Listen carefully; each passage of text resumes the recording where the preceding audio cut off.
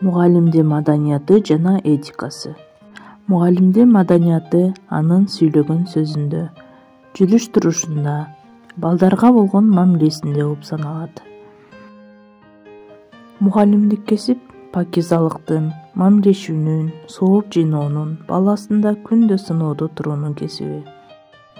Мугалим бул маданияты, коомчул активдүүлүгү жогору интеллектуал инсан, өз тармагынын мыкты адиси, ойчул, окумуштуу, таанышман, кеңешчи, насаатчы жана чебер педагог, психолог.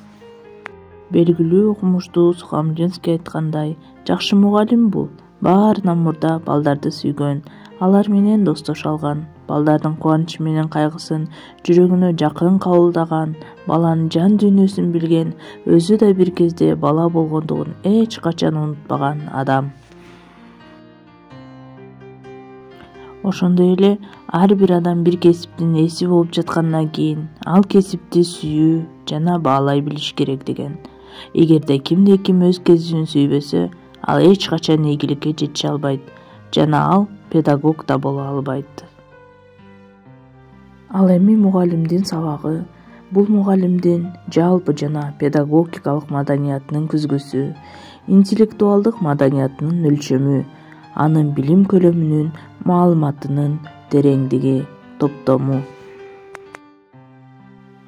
Мугалимдин ар бир сабагы майрам болуш керек. Мугалимдиктин эң негизги белгиси айкөлдүүлүк. Ал эч качан бир баланы башка баладан артыкча көрбөгө тийиш.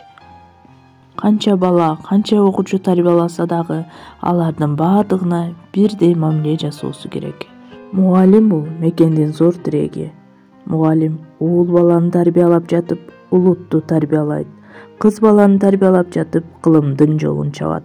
Улуттун уул кызы мугалимден адам болот. Адам уулун адам кылган бул мугалим.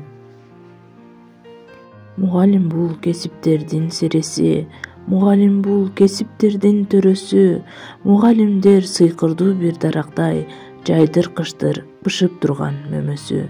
Көңүл бурганыңыздарга чоң рахмат.